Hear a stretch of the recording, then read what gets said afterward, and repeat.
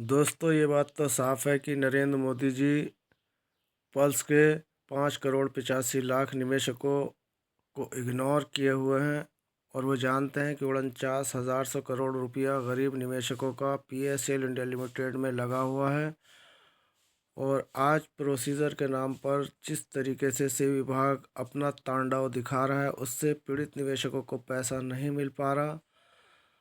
दोस्तों, ये बात साफ हो जाती है कि सरकार की गलत नीतियों के कारण ही ये पीएसएल इंडिया लिमिटेड कंपनी बंद की गई, क्योंकि ये कंपनी आप सब जानते हैं कि एक बहुराष्ट्रीय कंपनी और लगभग 30-40 साल से अपने काम को सुचारू रूप से चला रही थी। लेकिन सरकार चाहती है कि ऐसी कंपनियां बंद हो जाएं, ताकि इन सब कंपनियों के निवेशक 5,85,00,000 एक ही कंपनी के निवेशक सभी सरकारी बैंकों से जुड़ जाएं। और इसी रणनीति पर हमारी ये मोदी सरकार काम कर रही है और इससे गरीब निवेशकों की मेहनत कमाई, जी हाँ दोस्तों, गरीब निवेशकों की मेहनत की कमाई एक बार फिर से सरकारी खजाने में जाने वाली है, जिससे गरीब निवेशकों का हक पर डाका यहाँ पर सरकार डाल चुकी है।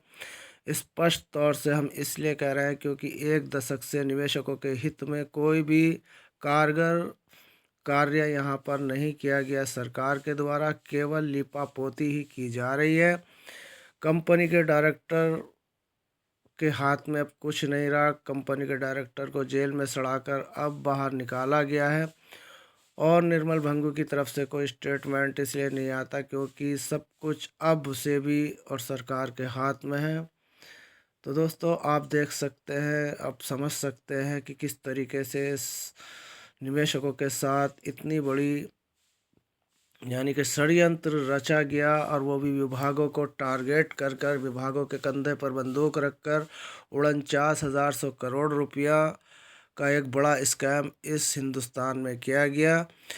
इस हिंदुस्तान में जो ये स्कैम हुआ है, यानी कि 5,85,00,000 निवेशकों के साथ 49,100 करोड़ रुपए की जो लूट को जामा इस सरकार ने पहनाया है, उससे भारत देश के 5,85,00,000 गरीब निवेशकों की मेहनत की कमाई पर डाका डाला गया है और निवेशकों को पैसा देने के नाम पर केवल गुमराह किया जा रहा है। और ये कार्य अभी तक निरंतर चल रहा है और हम देख रहे हैं और देखते रहेंगे, क्योंकि हमारे बस का कुछ नहीं रहा, क्योंकि हम लोग इतने गरीब असहाय हैं कि हम किसी भी तरीके से अपने 49,100 करोड़ रुपए की निवेशकों तक वापसी नहीं करा सकते, क्योंकि हम लोग इस हिटलर सरकार से मजबूर हैं।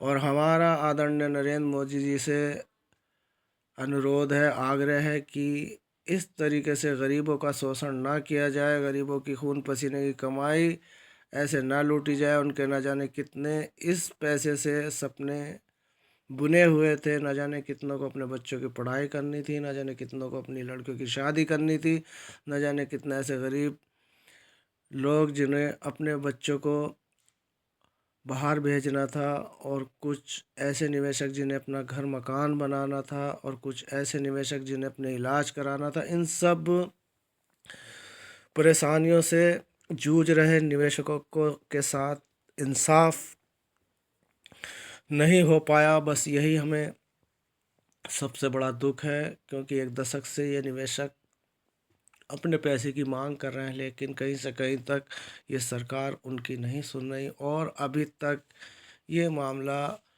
क्रमशः में ही अटका हुआ है। ना निवेशकों को पैसा मिल रहा है और ना निवेशक अपने पैसे को लेकर सर्टिफाइड हैं, वो परेशान हैं। निरंतर उनके मन में भय बना हुआ है कि अब हमारा पैसा नहीं मिलेगा। तो दोस्तों, मेरा भी 5 लाख रुपया लगा है। मुझे भी इस बात का अब यकीन हो चला है कि जब 10 साल से हमारा पैसा नहीं मिला तो अब क्या मिलेगा।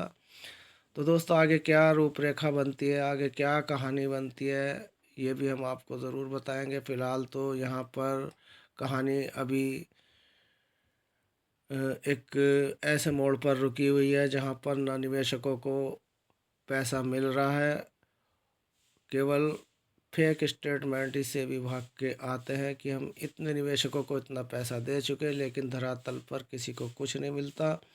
तो दोस्तों देखते हैं कि आगे क्या कोई नई समस्याओं का समाधान होता है। ये जो हमारे सामने समस्याएं हैं, इन समस्याओं के